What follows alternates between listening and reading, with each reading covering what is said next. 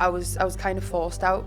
I wasn't accepted. I ended up losing my job. I got my car taken off us. I felt like I had no one. I didn't speak about my emotions. Everything was brushed under the carpet because I didn't know how to deal with it. How did it feel, first fight? Unbelievable.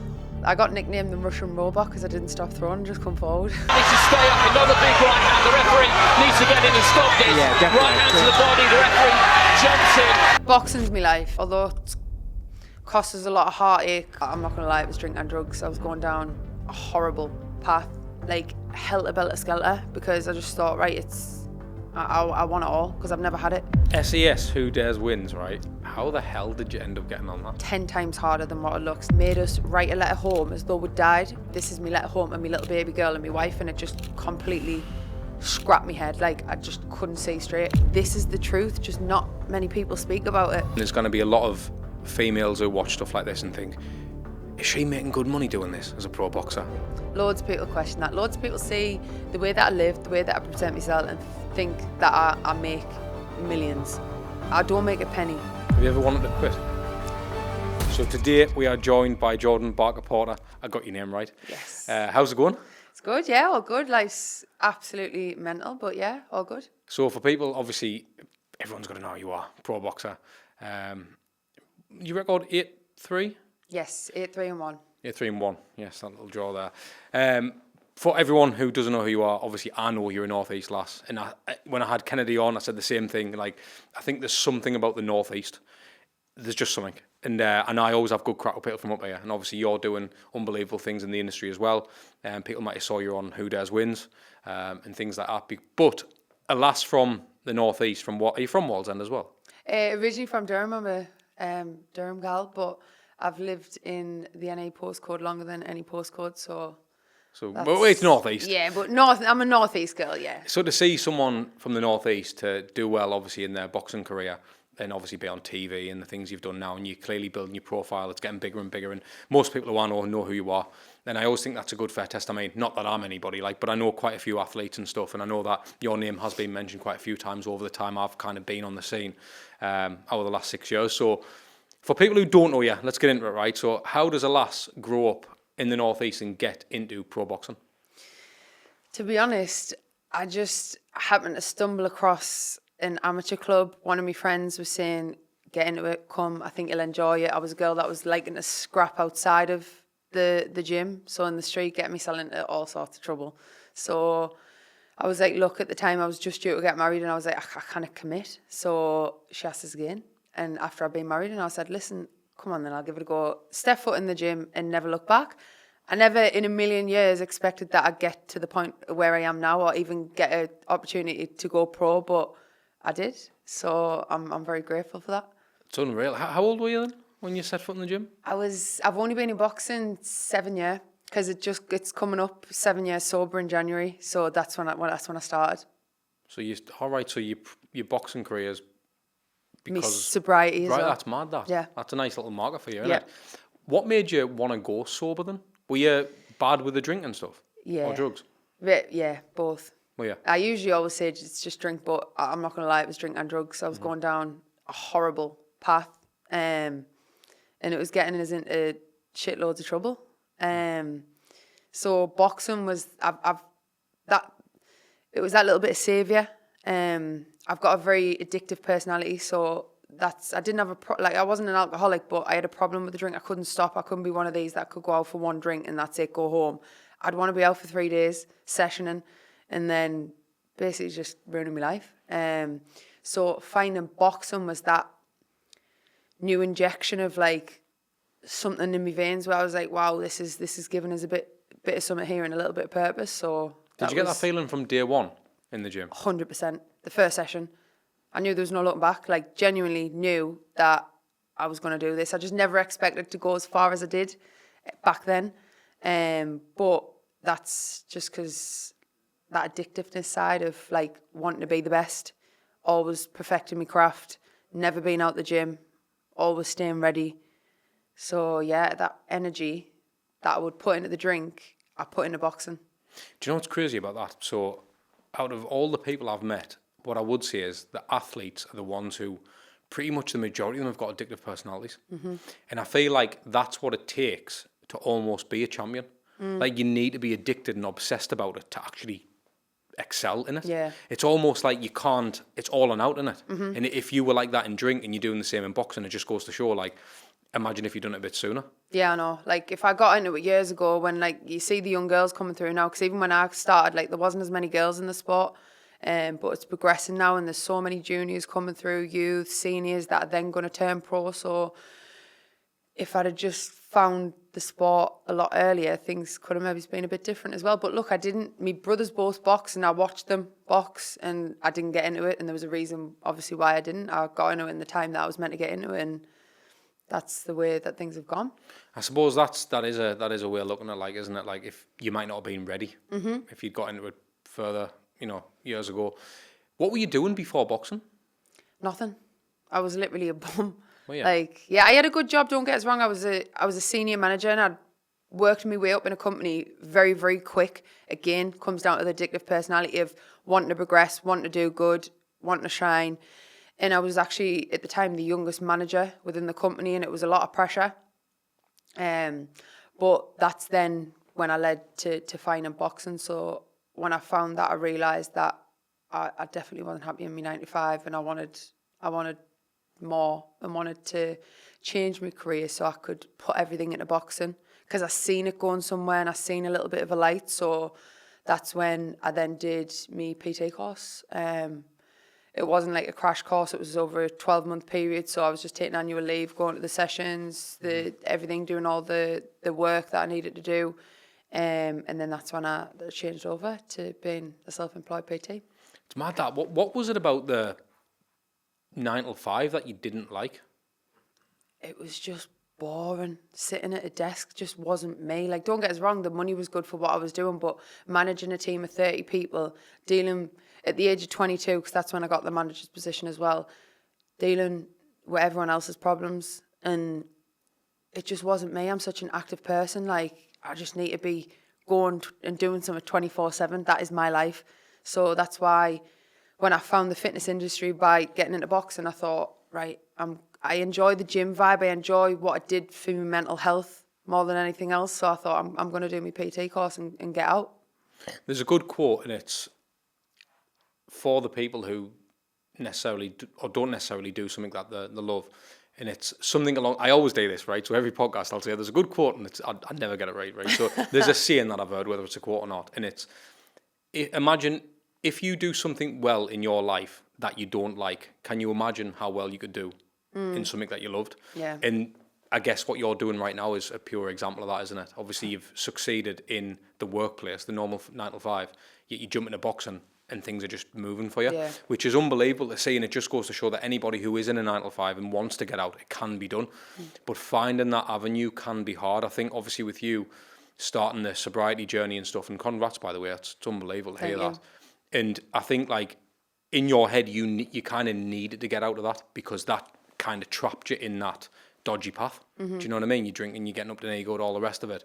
Whereas boxing, there's no time for that. You kind of be drinking and missing 3 days of training and coming back in and putting on weight, and it's just a nightmare. 100%. I can only imagine what it's like going to the gym with a hangover. So going into the boxing gym is another kettle of fish, isn't it? Different gravy. You said, Jordan, you were from, obviously, Durham originally. What was your younger life like? You alright, people? Hope you're enjoying the episode so far. Here's a random one for you. Most of you who are actually watching this episode don't actually subscribe to it. So just do us a favour, will you? Can you click the like button, hit the notification bell so you don't miss another episode, hit subscribe, all that good stuff, because we go up and down the country to try and bring you the best show possible. We're not messing around here, so please just show some love, will you? It would sound like it was pretty normal. Mum and Dad were together for pretty much, it was like 20 odd year, then they separated, which caused a little bit of divide in the family. And then there was a period where I come out as being gay, so it was a bit rough, bit of a rough patch. So I had to navigate my way through life, not then living in my family home. And that's when things started to go downhill for me, and that's when I leaned into the drink a lot more. So yeah, other than that, everything was cushy. Got 2 brothers and a sister. What was everyone like when you did come out? I just wasn't accepted. Right. I wasn't accepted. Family? Yeah. Right, okay. And it's different now, but I think it's just from like kind of the background I've come from. It was just like, it's just not a thing. A man's with a woman's with a man, and that's just the way that I was. And even back then, when I come out, like, it wasn't even legal to get married as a same-sex couple in this country yet. So yeah, that was probably the roughest part. Did you expect that your family would act that way? Yeah, to be honest, yeah. That's why I was hiding it for so long. And to be honest, I didn't come out in the time where I wanted to come out. I wasn't ready because I hid it for so long. I was kind of forced out by someone that I was involved with at the time. It was through their parents. They give us a time scale of a week. Really? So I was on a bit of it was a ticking time bomb. So do you think that had a lot of reason why you got on the drink and stuff? 100%. Like, I wasn't living in my family home. I ended up losing my job that I had at the time. I got my car taken off us. And I felt like I had no one. I didn't speak about my emotions. Everything was brushed under the carpet because I didn't know how to deal with it. And yeah, that's when I started drugs, especially, and the drink. Yeah. What do you mean you got your car taken off you? I got well, my car got taken off us. Is a little, I don't know if it was like a bit of punishment. And was sold. So That's crazy. Yeah. That's crazy. To the carnage. Do you get on with your family now? Yeah, spot on. Like, everything sound like it's old news, but it's also me past that. Like, it's just part of the way that I am right now. Obviously, I mean, it's a bit of a mad question, this, but did you ever empathise with their decision and the way they treated you about that? Did you ever think, I understand why you wanted a straight daughter? Yeah, 100%. Like, and to be honest, I kind of was, at the time, pretty much forcing myself to want to be straight. I was like, why do I like questioning why I like women? I even trialed a boyfriend, as daft as it sounds, for like a week, and he wanted to take it to the second stage. I was like, no, see you later. Yeah. So yeah, it was just crazy. I think, and the reason I ask you that question is because I think there's probably a lot of people in that scenario, or there's people who maybe's been through that scenario, or they're literally going through it now. And obviously, because you've got a profile, you've been on TV, you've boxed, you've done all them things. Obviously, you're a kind of beacon of light to people, and I think it's really important to share that, because I know that when I watch something, there could be a scenario going on in my life, and there could be something that someone says, and it just makes it act different from that moment. So, as much as I always keep saying it, we're just a small podcast, but at the same time, I know that a lot of people do watch. So if there's any kind of influence that can take some inspiration from someone like yourself, that regardless of what your family's saying or this, whatever your belief is, however you are as a person, I think it's important to just be yourself regardless, isn't it? Yeah, 100%. And that's the biggest message I give myself this day now, because it's only in the recent years where I can openly like talk about stuff, and like I would never dream 10 years ago sitting in this position right now having a conversation as open as I am right now. But I'm at a stage in my life where I can accept myself, and I have for a long time, especially the full time that I've been with my wife. And I think it's important to have a voice and speak about things, and sometimes talking about the way that you feel is a massive weight lifted off your shoulder, and that's one of the biggest things I've realised over the years. Did you get into much trouble when you were younger? Like, yeah. Was it just the usual stuff, drinking in parks and that? Yeah, sometimes drinking I mean, there was one incident where I was drinking in Ferry Hill, and wrong place, wrong time. I was mortal, drinking pure vodka. And a lad and his friend was getting out a taxi. Can't remember much of it, but basically I got sparked out. Didn't know who he was. I was in the wrong place at the wrong time, and that's why I'm scarred here. Right. Sparked us out, head hit the ground. They thought I was gonna. The nurses had actually said the drink, it saved us because of how much drink was in my system. And yeah, I'm scarred for life because of that. And that was a scenario on drink. And that was a bloke? That was a bloke, yeah. And who's doing that, like? After that happened as well, I had so many of his ex-partners reach out to us saying, like, I'm so sorry this has happened here. Like, he used to bash me around, this, that and the other. And he was put in jail, not because of what he did to me, but because not long after that, he bashed his current girlfriend apart. That's just crazy. wronging. But yeah, just putting myself in shit. Like, this was late at night in a rough place, and I'm out drinking on the street. Like, I should have really been in a gym. And was your parents and siblings and that not trying to look out for you then?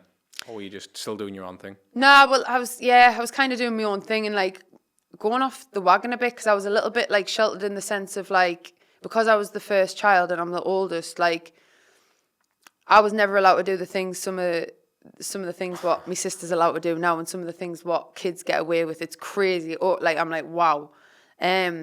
So when I first was allowed a drink, like, I think that's also the reason why I went, like, helter-belter-skelter, because I just thought, right, I want it all, because I've never had it.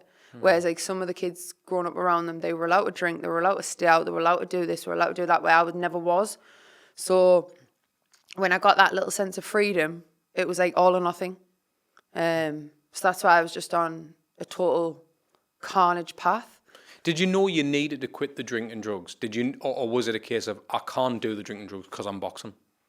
No, and the problem was I've put myself in a lot of serious situations in the drink and drugs, and everyone around us kept saying, you need to stop, because at this point I'd met Amy, I was with her, and I was very settled.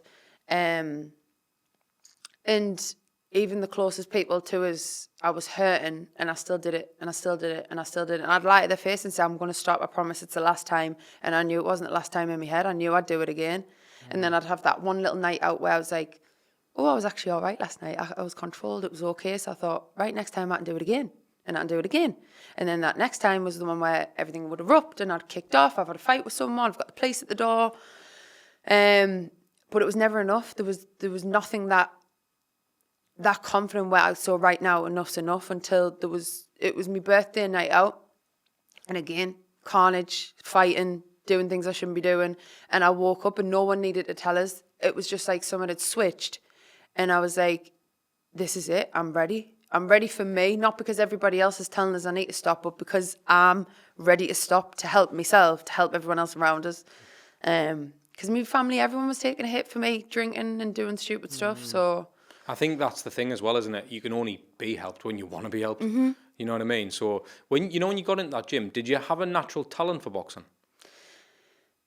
I mean, the coach did say, it was on the session 1, have you done this before? And I was like, no, first time, very first session in boxing. And he was like, just because you've got, like, good fundamentals. And literally it took us a week in the fitness class, and he put us straight up to squad session because of how quick I was progressing.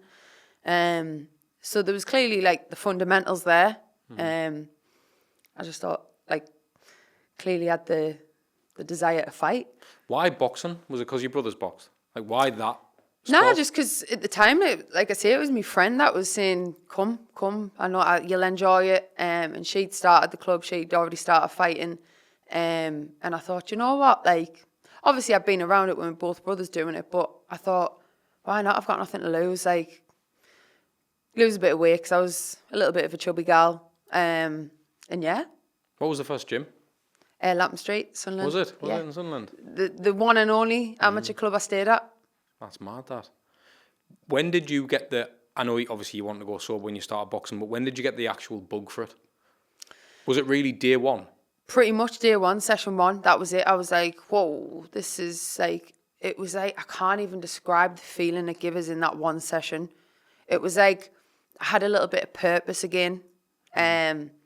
After feeling a little bit lost for so long with the way I was going with drink.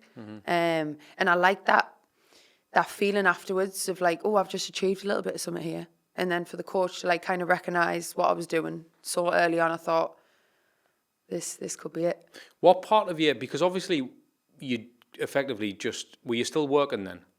Yes. So you've obviously rise through a company, you know what it's like to make money, succeed, and be recognised in a company, to be promoted and all the rest of it.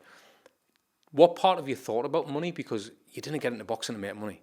No, you really don't. So what did you think? Did you think, how am I going to make, or was it just you needed to have that buzz? I needed to have that buzz. Like, it was literally the back end of Christmas, I went in the fitness session, it was the January I stopped drinking. Wow. So it was that sharp of a turnaround, and bearing in mind, like, the gym was shut for a couple of weeks for Christmas. And and it was January the 28th. I stopped drinking. That birthday night out was the very last because I had a purpose for boxing, and because I was losing weight quite quick as well because I was committed. I started getting out for me runs and stuff. And Gary had pretty much said to us, look, knuckle down and you could be in for your first fight in a couple of months. And it was true. I had my first fight in May in that year. So How did it feel? First fight? unbelievable. I got nicknamed the Russian robot because I didn't stop throwing and just come forward. Really? You won, obviously. Yeah, All won. right. How did that feel, the victory? Unbelievable. Getting my hand raised for the first time. Just unreal. Did you... Were your sights set on turning pro? Not so much at the beginning because I didn't know like enough about the different levels and stuff like that. It was just I want to be a fighter. I found a club where I can fight, and I found a club which it wasn't just about fighting. It was about the like inclusiveness of. There was a few girls there, and at the time there wasn't very many gyms in the area that A would take a girl on, or B had many females in the gym. And at one point we had like 5, all senior as well. So the sparring was on tap, the vibe was mint. The coach was invested in female boxing because he knew there was a gap in the market. So when I seen that and obviously started working my way up the level in the amateurs, that's when I thought long-term goal is to go pro. Because you look at, obviously, like Katie Taylor and these type of people. Were you looking at people like that then? Yeah, I was watching her even when I was sat drinking at home thinking, fucking hell, I'd love to do what she's doing. She was someone like I looked up to and admired before I even started boxing. You know what's crazy about that, though? Because she'll know about you now. Isn't that mad? Crazy. Isn't that crazy? Well, I was in the rankings. I was in the lightweight rankings when she was obviously had all the belts, and at one point I was number 1 in the country. So that's madness, that, isn't it? How did it come about turning pro? For the people who are watching and listening, they don't know what it's like to turn pro. How does it actually happen? It was during lockdown, to be fair. So I turned pro a little bit sooner than I probably would have wanted to because I was just about to weigh in for the national championships, and it was the day before the weigh-in that we went into national lockdown. Gyms was closed, and I know there was a couple of gyms open on the sly, but ours was really strict, no opening. I was out doing my runs 24/7, and then I got offered to go pro. Signed under MTK, which was MTK at the time.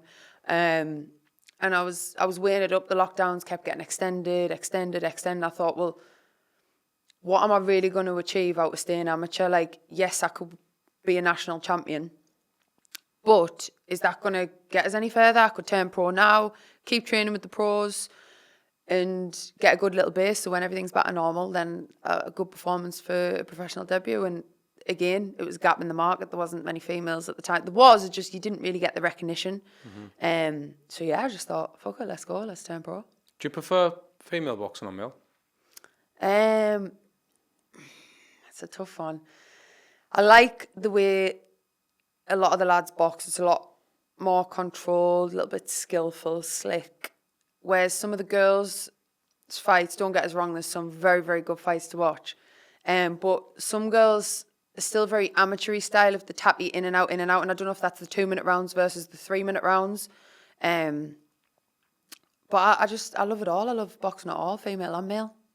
You know when you fight, because I know that you fought, I can't remember her name now, I do apologise, but you fought someone twice and beat them twice. Vader. Aye. How does it feel when you do that? You know, when you fight someone again, I know it's a random question, but because you obviously look at a load of the rematches that are happening, especially in male boxing, and I always want to know, like, what does it feel like? Obviously, you've got Joshua wanting to fight Dubois again and all the rest of it. Like, do you feel like if you've won once, it's pointless to fight them again? Or do you feel like you just want to prove a point again? I think it depends on the fight and who it is. If it's a big fight like the Joshua Dubois, then obviously he wants to reclaim the kind of status and crown. But for that, the only reason I fought her twice is because I had a pull out and we couldn't get anyone else last minute. So it was fight her again or you don't fight. I'd done a lot of tickets. It was away from home and I thought, I want to fight. I've put in a lot of work for this. I'd already been let down with dates that year. So I thought, let's go. Without you didn't need to talk about figures, but I think, again, there's going to be a lot of females who watch stuff like this and think, is she making good money doing this as a pro boxer? Loads of people say that. Loads of people question that. Loads of people see the way that I live, the way that I present myself, and think that I make millions. I don't make a penny.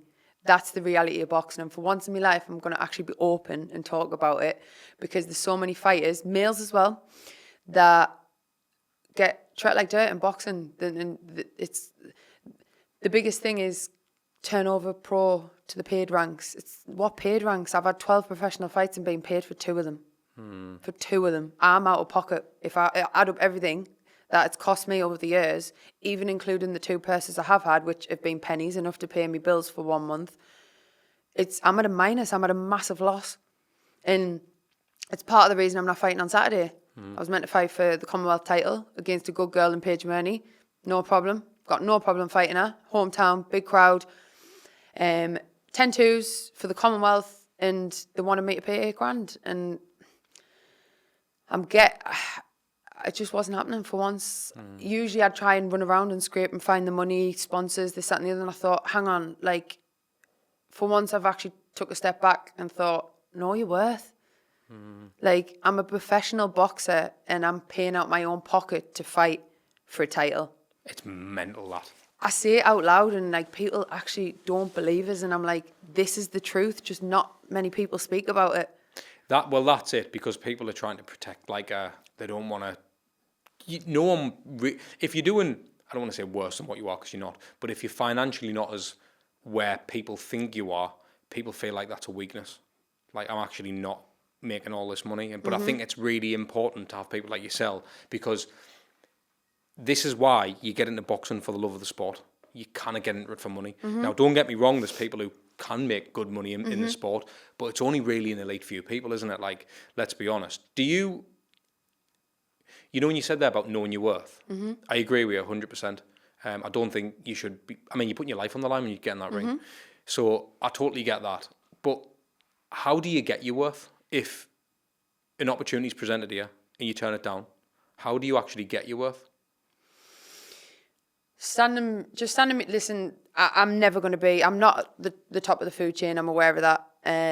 But for once I've stood up for myself and said, I'm not finding the money. Like, we're going to have to come up with something. If you want me on the card, then there has to be some even ground here. I can't be chasing my tail because I've got to try and find £8,000 to pay for refs, judges, her, a coach, hotels, this, that and the other. So it's when you've got, like, I'm going to potentially be putting the WBC rankings, which will get updated on the 30th of November. So I'm just waiting for that to go in. I'm still ranked 7th in Europe. So an opportunity will come. I have a feeling it's going to come next year.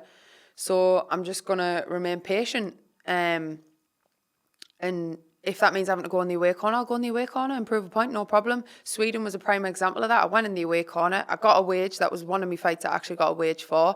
Got unbelievable treatment, probably the best treatment I've had throughout my full career. Limousines, nice hotel, lovely food, all paid for, all expenses covered. And it was a really good performance. Didn't get the win. They gave us a draw. I thought I had done enough. But that just proved to us it was actually that fight that I sat back and I thought, what am I doing? So many people do it and they keep doing it, so they think that's the only option, and I'm not doing it no more. So if that means not fighting, that means not fighting, which is what happened this weekend. But we did actually agree to then fight for a 6-round fight, tick over, get a decent opponent, good performance, and see what next year brings. But they couldn't find us an opponent, so that's why I'm not fighting. If you don't know by now, I run a business called The Content PT.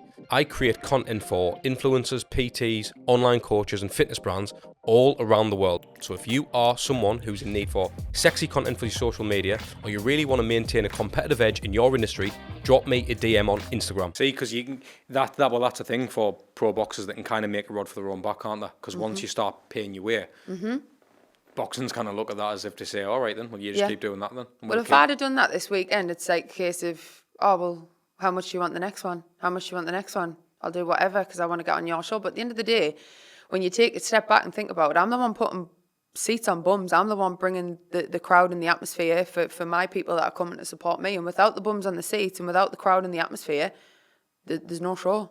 Did part of you not think Commonwealth though? Like, is it worth the investment in yourself? 100%. But I've done it for 4 years.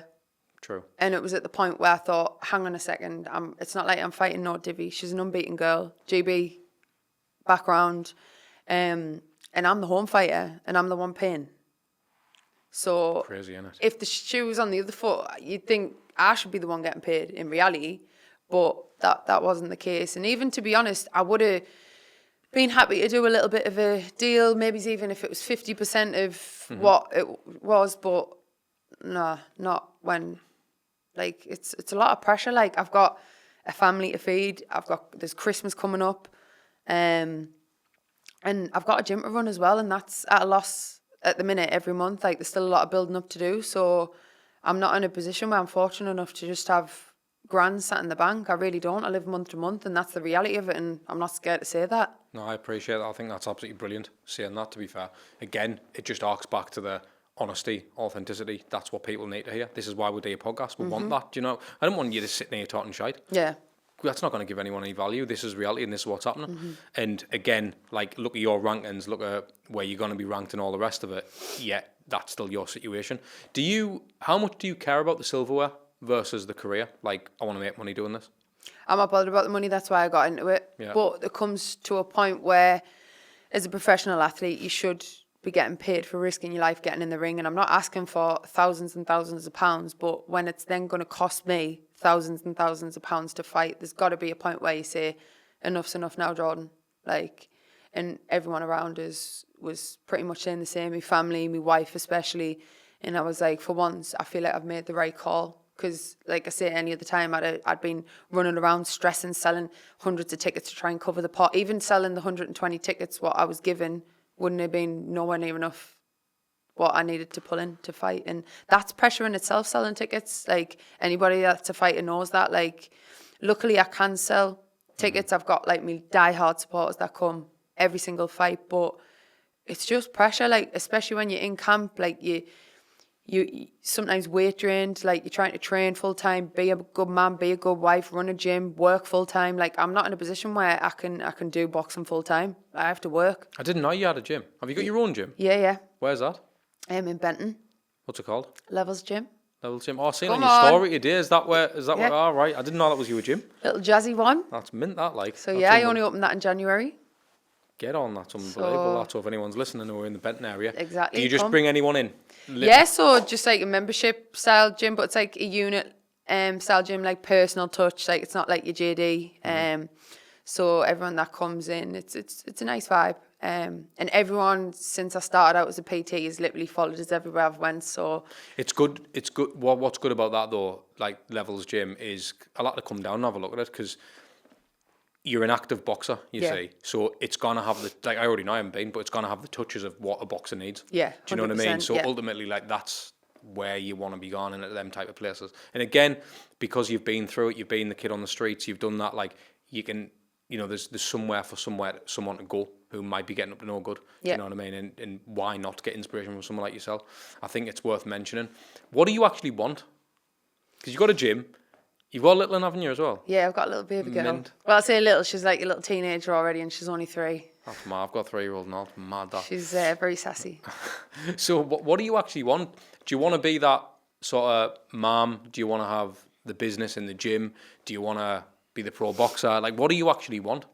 Boxing's my life. Like, I'm not going to lie. Like, although it's cost us a lot of heartache over the years since being pro, I feel like I'd be lost without it, because, like, boxing is, like I say, the reason I've become sober and I've stayed sober. I think that's the key element. Like, I've remained sober, never slipped.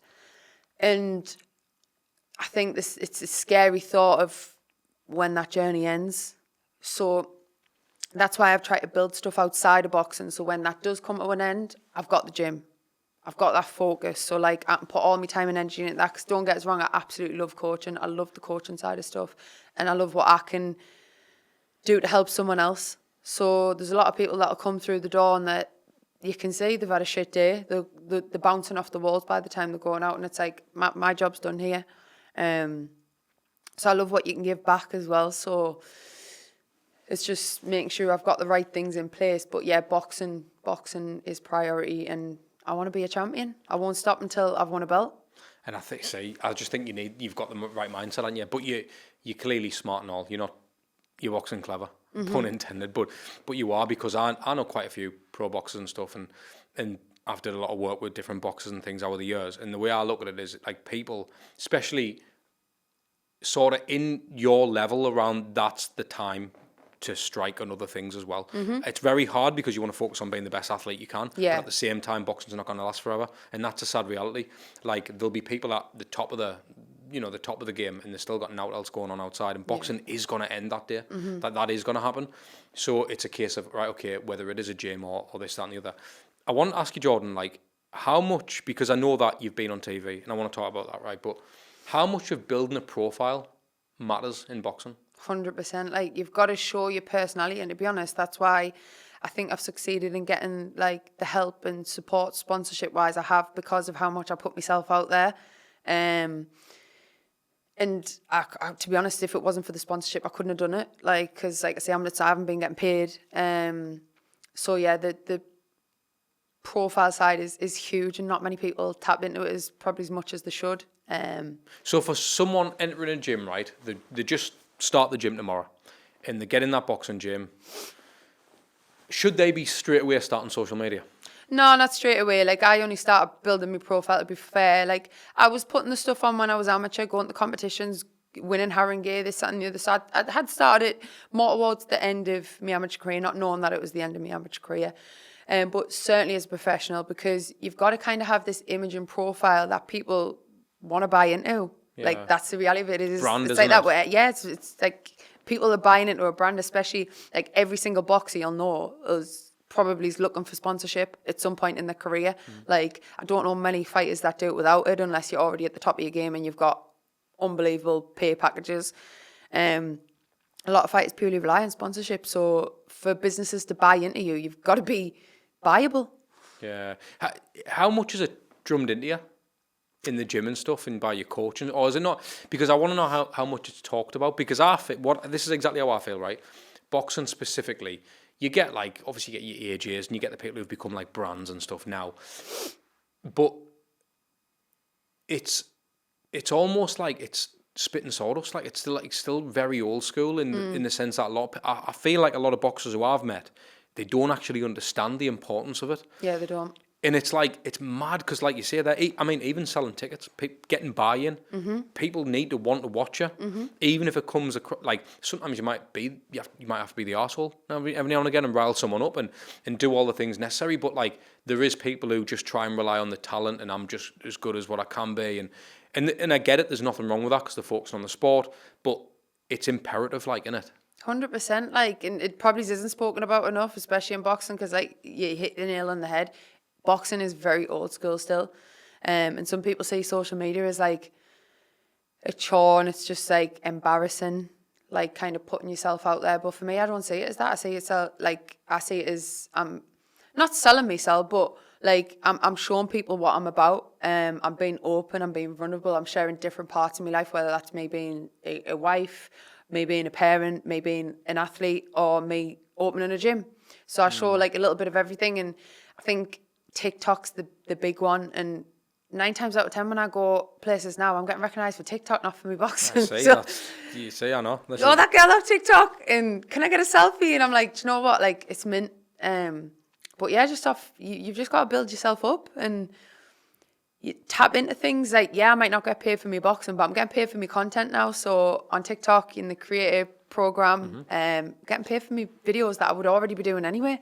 It's crazy, that, isn't it? And this is the thing. And I actually know athletes who get paid a lot more from social media than what they do from the thing they're doing, the discipline that they're in, which is frightening, because some of these people have been in that discipline since they were 6-year-old, 7-year-old, 8-year-old, and they're getting more money from something they've been involved in social media for the last 6 months, 10 months, a year, 18 months. Like, this is how important and how lucrative it can be. And I think if you want to try and support yourself and really fund the dream, you know, you're going to have all these problems. Like, you're going to have to pay $8,000 to fight, effectively. Do you know what I mean? Why not try and pull in from other areas? Because you've got the brand. You are the talent. Yeah. You know what I mean? Like, yeah. I don't have a talent in boxing.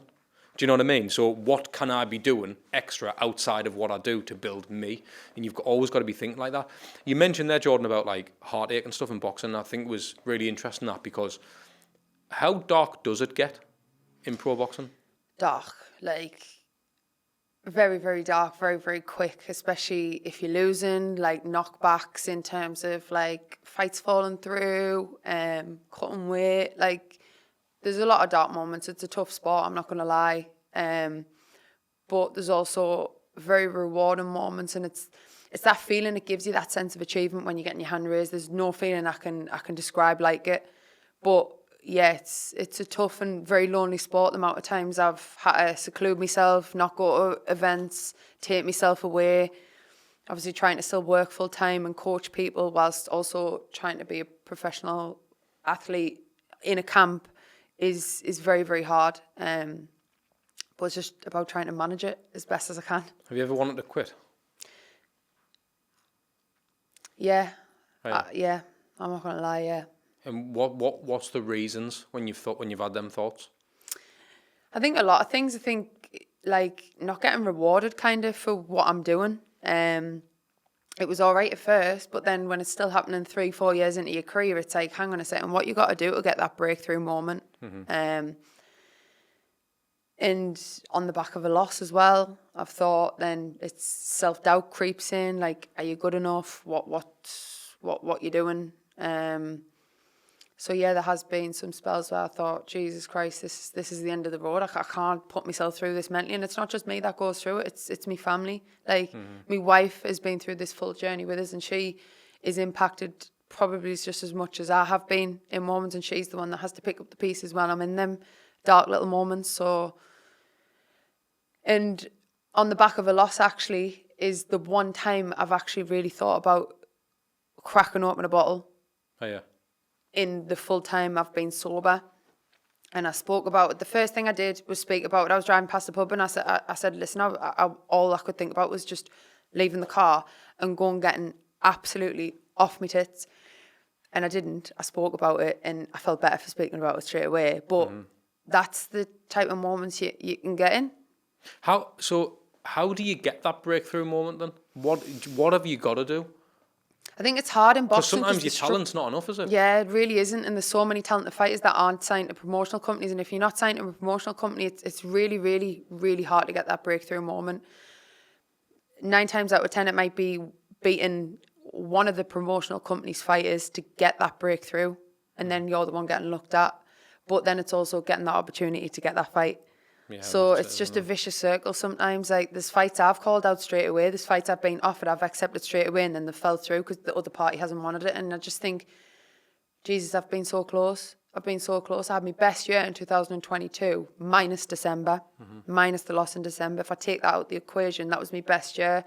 Number one, just went and done SAS. I was on the back of a 4-fight winning streak, with the 4th one being a stoppage win in the Virtue Arena, massive crowd. It was just unbelievable. And then I put myself in a stupid position in December and lost, and that's when I had to pick myself back up. SAS, Who Dares Wins, right? How the hell did you end up getting on that? I kept watching it for years, and I thought, maybe me, like, to challenge myself. I thought, it didn't look as hard as what it did on the telly. Like, it looked hard, but I thought, surely they'll have gaps and like little breaks and this, that, and the other. And I thought, do you know what? I'm going to apply. I'm going to do it. What have I got to lose? I got all the way through the application process, and it timed out. And I thought, I'm not going through that again. Like, that was a lot of information. Like, the questions were intense. You had to put like a minimum words in each box. And I thought, right, the timing's just off. And that was the one where they did it in the desert. I thought, right, no worries. And then the application for the next year had come out, and I thought, fuck it, I'm gonna go for it. And it took us 3 days to properly do the application. I made sure every 2 minutes I was pressing the save button. Anyway, submitted the application. It was late on a Wednesday night. I got the phone call early the Thursday morning from the producers, and I thought, oh, this is quick, this is spicy. Maybe this is a bit of positivity. Like, they like what I've put in my application. Like, anyway, I got offered the next stage for the interview, and it just progressed. Went through all the fitness tests. It was very, very intrusive and very, very intense to get on. But I got on. I was successful. What type of fitness tests?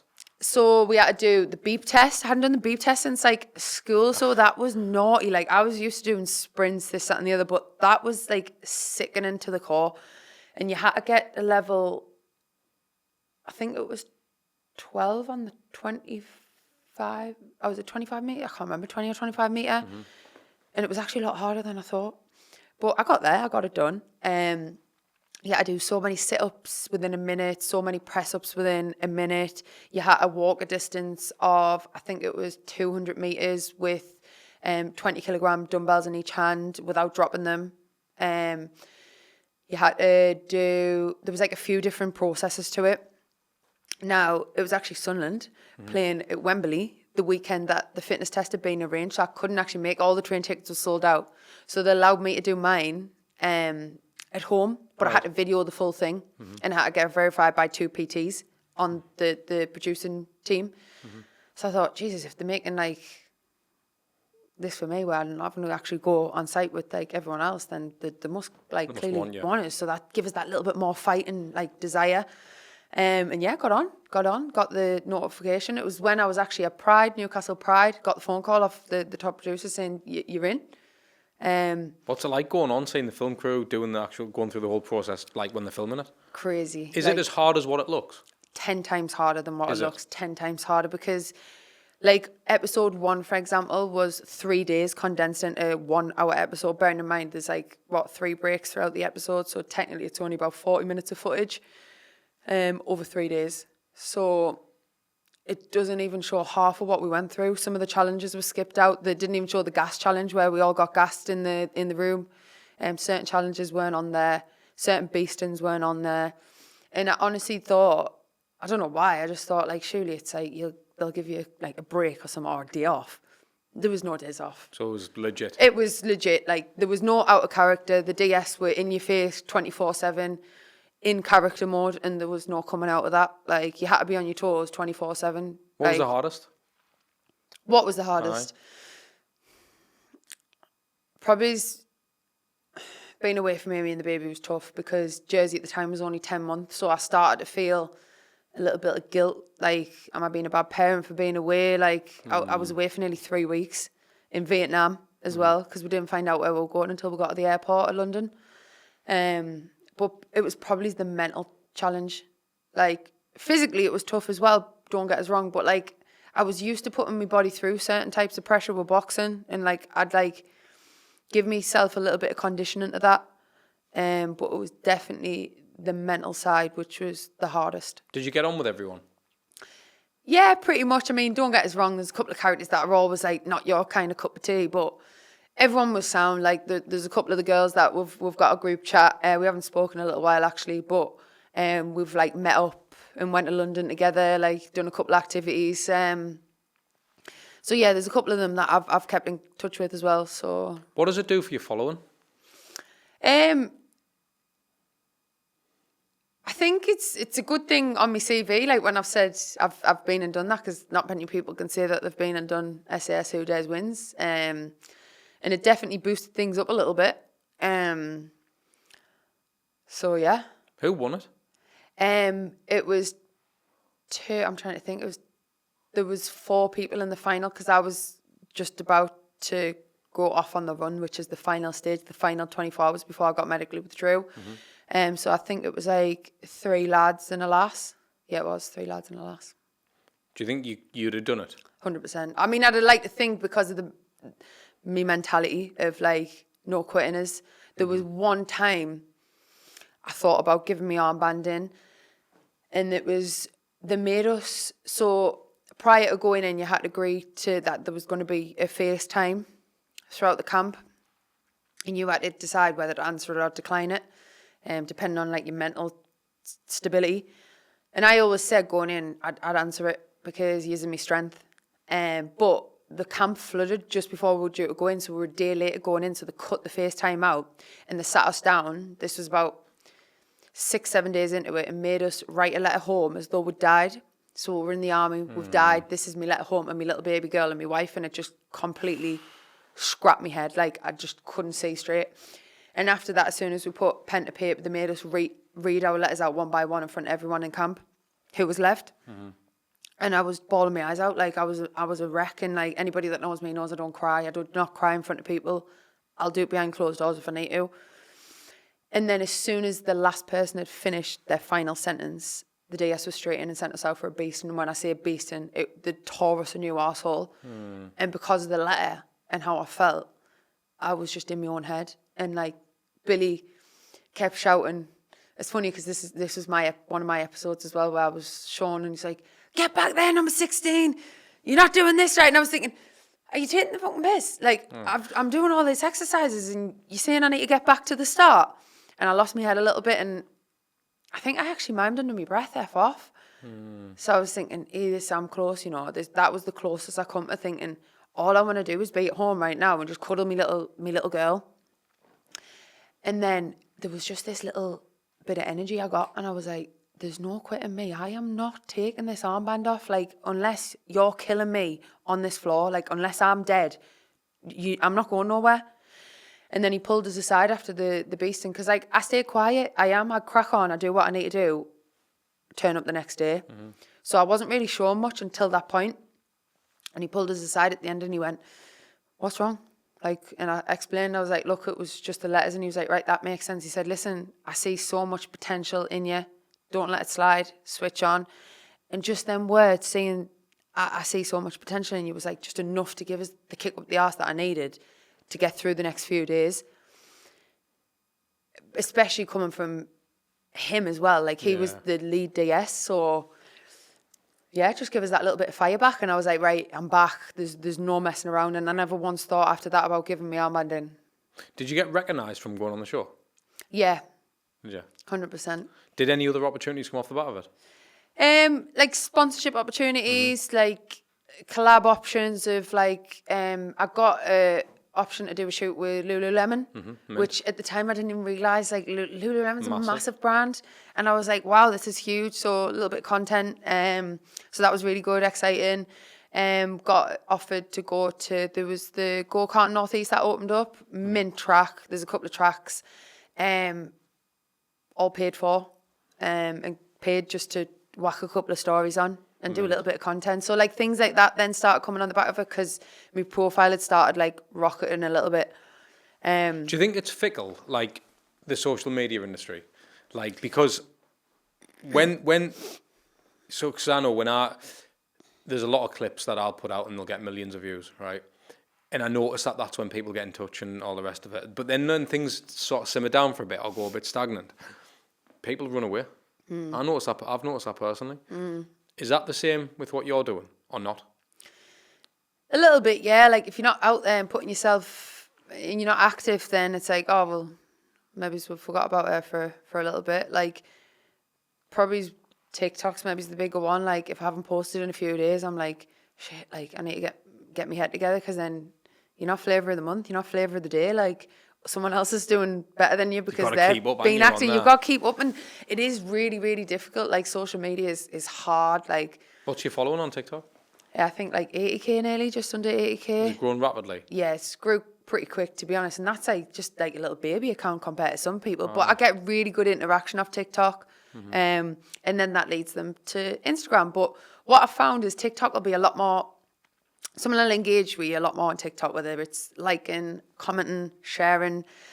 Instagram, people are just stubborn. Like, they'll view all your stuff, but they don't want to support you. They don't want to share. They don't want to comment. And I'm like, oh, secret subscribers. Nasty. We'll get them on the podcast. We'll get the secret. People who watch a podcast, I think like it's something like 85% of people who watch a podcast do not subscribe, which is crazy. It's mental. To think like, you're going to tune into every episode every week, but you'll not just press one button. Yeah, Isn't it's that like... mad? And that, like, I know it sounds daft and like, but just like the video, comment on the video, share the video, like show support for your pal, especially if they're your friend, especially if it's someone within your circle. But if it's someone like you're actually following and you like the content, like you like what they're doing, then just show them a little bit of support. And I did a video on this recent on TikTok and I said, look, like a lot of people know about the Creator Fund now. And if you know your friends in it and you know that you're not tapping into your friends' content, then why? Like, are you jealous? Like, are you not wanting your pal to get a bit of money for free?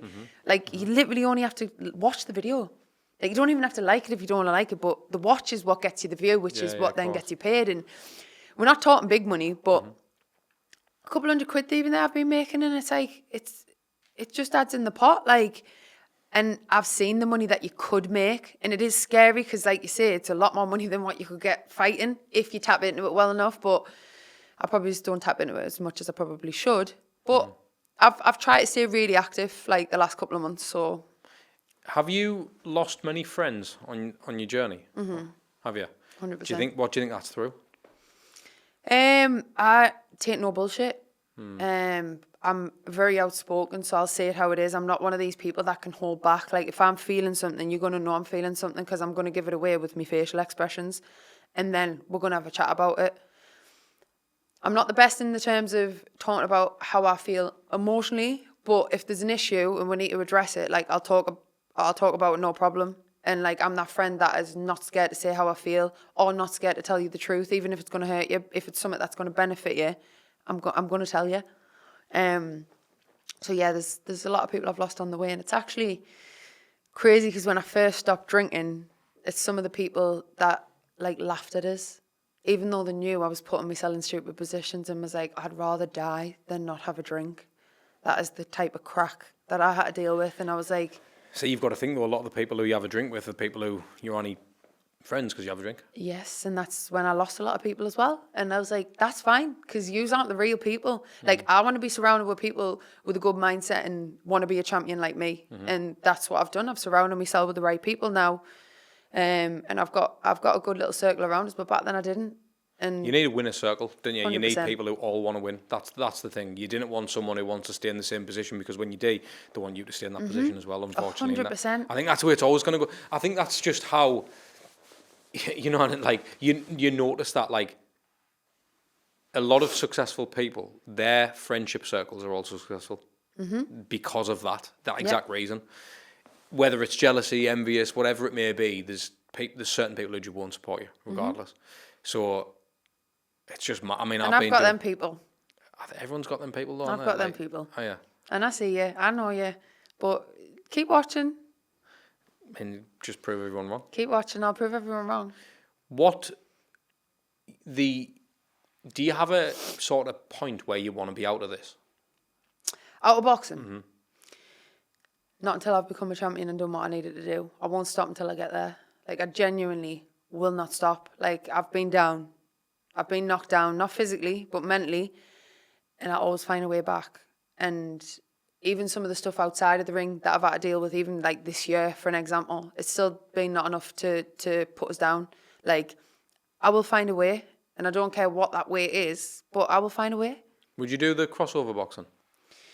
To be honest, yeah. That's also a thought. Like, there's a couple of them in there I'd love to spark out, but because they're just mental. But what do you think of it, though? Do you think it's a good thing?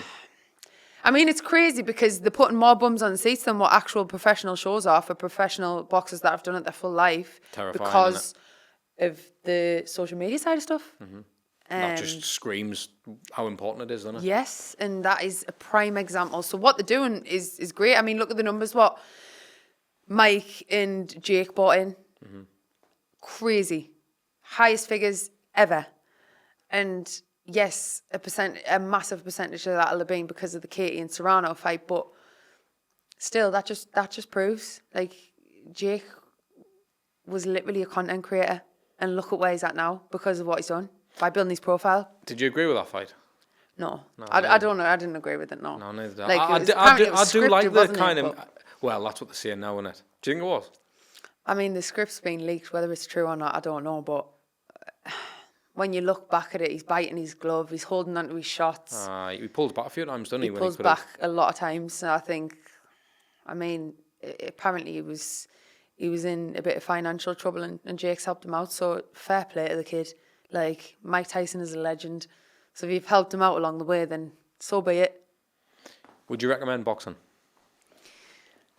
It's a tough question, you know. Like, I've always said I would, like, when I had a kid, I'd want them to follow in the footsteps of me. And I honestly, at this present moment of time, would not let Jersey do boxing.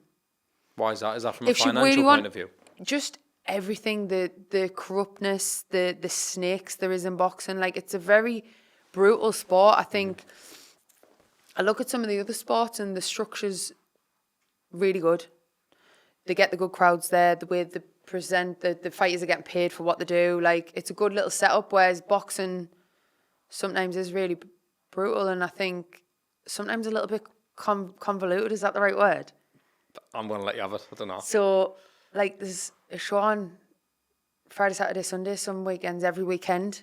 Whereas you don't get that in every sport. Like, if they did maybe less shows but built them up, so then that one shows what you need to go to because it's giving you everything you want in that one card, then maybe it would get into a better place. I don't know. So they're spreading themselves too thin a bit. Yeah, possibly. I think there's loads of things that could be improved. But yeah, at this present moment of time, like, boxing is amazing. Like, amazing what it can do for your mental health, your structure. It's learnt me a lot of things, discipline being the main one. And I think it keeps kids off the streets. So, like, boxing attracts, like, the right type of people usually as well in gyms. It's pretty much similar, people with a lot of similar backgrounds. Yeah. It's usually no one with a squeaky clean background. Well, it saved your life and all, hasn't it? Yeah, and so in some aspects I'd say yeah, but then in other aspects, like, I don't think I could let my daughter do it and go through it. Unless she really wanted to do, I'd never stop her from doing what she wanted to do, but yeah. Jordan Barker Porter, I've got one more question for you. Let's go. Is there anything that you're not dealing with and you know you should be? Again, it's a tough question. Probably is, I think, slowing down. And recognising when enough's enough, because it comes back to the addictive personality, like go, 100 mile an hour, 24/7. And sometimes it gets a little bit dangerous because I don't know when to stop. And I feel like when I do stop or give myself, say, that rest day, I'm twiddling my thumbs. I need to go up and do something. I'm setting something up. I'm filling my day. Every gap within my diary is filled. And I sometimes don't give myself the breathing space I need, and sometimes it gets a little bit dangerous. Because then I let it get to the point where I take a breaking point because I don't speak about how I feel and stuff like that. So I'll just push everything under the carpet. 100 mile an hour, it's all right. I can deal with it, blah, blah, blah. But then it comes crashing down and you've got to kind of face it head on. So yeah, probably it's just giving myself a little bit more breathing space.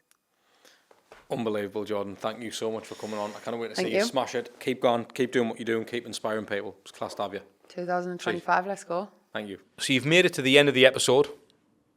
Fair play. If you want to watch more episodes like this, click here.